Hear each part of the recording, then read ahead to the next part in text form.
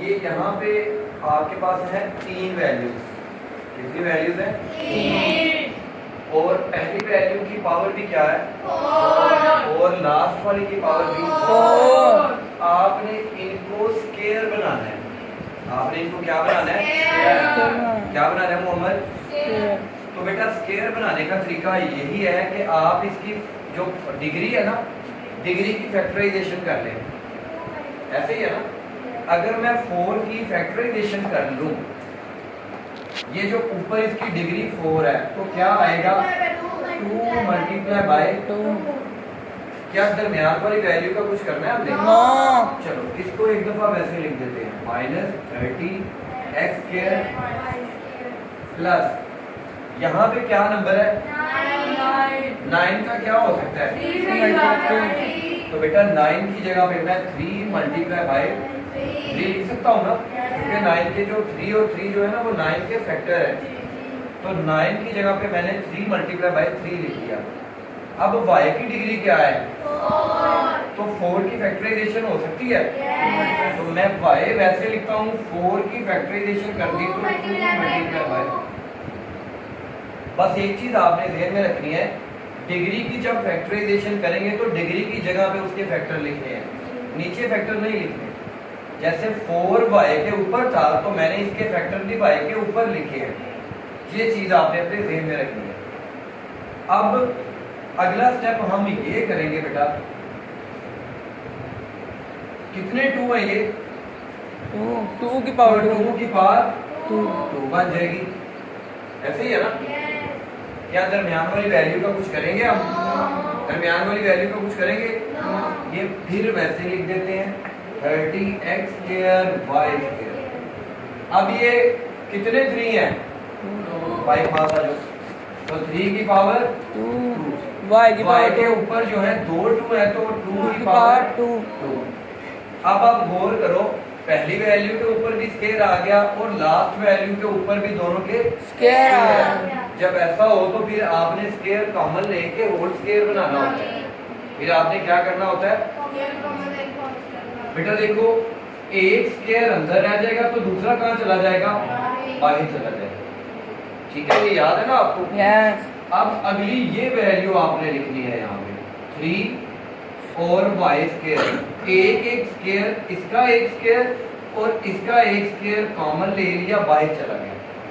ठीक है बेटा, मुश्किल काम तो नहीं ना। जो देखो, एक स्केयर इसका बाहर कॉमन ले लिया और एक स्केयर इसका बाहर कॉमन ले लिया, तो नीचे वाला स्केयर अंदर ही रह गया। ठीक है, अब फौरन आपने फिर क्या लगाना था? प्लस फार्मूले का फर्स्ट वैल्यू मल्टीप्लाई बाय, फिर -2 फार्मूले का फर्स्ट वैल्यू मल्टीप्लाई बाय, और लास्ट पे क्या आएगा? कोई प्रॉब्लम है? इधर ध्यान करो, मैं 8वीं दफा देख रहा हूँ, इधर देखिए। और ये जो वैल्यू है ये कहाँ पे आ जाएगी? एंड पे आ जाएगी, -30x² अच्छा बेटा, फर्स्ट वैल्यू कौन सी होगी और सेकंड वैल्यू कौन सी होगी? 3y²। फर्स्ट वैल्यू जो है x² और सेकंड वैल्यू 3y²। ठीक है, अल्लाह के बंदो, अल्लाह के बंदो, जिसके ऊपर होल स्केयर होना वो फर्स्ट वैल्यू होती है और ये जो है वो सेकंड वैल्यू हो जाएगी। ठीक है, समझ आ गई बात की?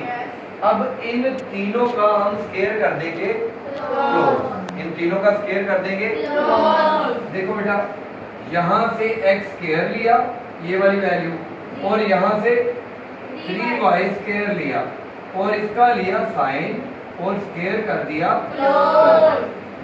स्केयर क्लोज करना होता है ना, ये आपने याद रखना है। जिनका होल का स्केयर बनाया होगा ना वो फर्स्ट वैल्यू होगी और दूसरी सेकंड वैल्यू होगी। अब देखो आगे साइन कौन सा है? माइनस, तो मैंने माइनस लगा दिया। ये आपस में क्या हो रहे हैं? मल्टीप्लाई। तो इनको आपस में मल्टीप्लाई कर देंगे, 3 2 6x² y², और लास्ट में क्या आ गया? 13 नहीं बेटा, 30x² y²। ठीक है बेटा, बिल्कुल आसान था स्केयर क्लोज करके।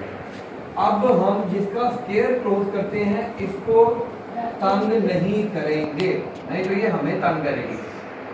इसलिए जिसका स्क्वायर क्लोज कर दें उसको तंग नहीं करते, यानी उसको हल नहीं करेंगे। अब इन दोनों के साथ आप वेरिएबल देखें, इसके साथ भी x स्क्वायर y स्क्वायर है, इसके साथ भी x स्क्वायर, इसका मतलब है ये दोनों आपस में मिल सकती हैं।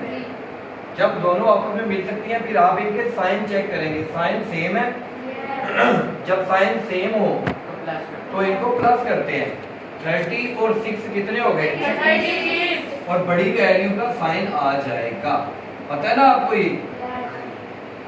ये मैंने इन दोनों को मिला दिया 36xy। याद है आप 1a और 1a वाले क्वेश्चन करते थे, याद है ना, इनको हम प्लस करते थे, सेम साइन हो तो प्लस करते हैं, और 1 और 1 2a आ गया, एक वैल्यू का साइन आ जाता है।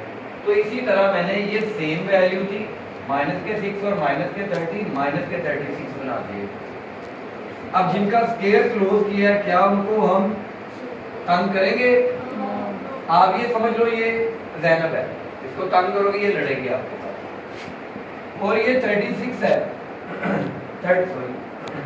36 की अगर फैक्टराइजेशन कर ले तो क्या बनेगा? कितना आसान क्वेश्चन है, मुश्किल तो नहीं है। फिर ये x की पावर 2 3y स्क्वायर की पावर 2। अब ये कितने 6 हो गए? 6 की पावर 2, तो 6 की पावर 2 x की पावर 2 y की पावर 2, तीनों की पावर 2 आ गई। अब इनकी क्या बना लेंगे? होल स्क्वायर, होल स्क्वायर बना लेंगे। शाबाश, ग्राफे को इंशाल्लाह हम तमगा जरूरत देंगे। यहाँ से 6 लो, x लो, y लो और इनका स्क्वायर बना दिया होल। ठीक है बेटा। अब दो वैल्यूज के ऊपर अगर आप गौर करें तो क्या आ गया? जब दो वैल्यूज के ऊपर स्क्वायर आ जाए दरमियान में माइनस हो तो क्या करते हैं? एक दफा वैल्यू को प्लस लिखते हैं, एक दफा वैल्यू को माइनस। तो उसको लिखने का मैंने आपको तरीका सिखाया था। आपने लगानी है दो ब्रैकेट्स, पहली वैल्यू ये जो होती है ये दोनों तरफ लिख दें, x square plus 3y square. यहाँ पे लगाएं प्लस और यहाँ पे लगाएं माइनस। सेकंड वैल्यू इस तरफ भी लिख दें और सेकंड वैल्यू इस तरफ भी लिख दें, तो ये आपका आंसर आ जाएगा। अरेंज कर लें तो वेल एंड गुड, अगर नहीं करते तो डजंट मैटर, इससे कोई फर्क नहीं पड़ेगा। आपका क्वेश्चन बिल्कुल ठीक ही एज्यूम होगा।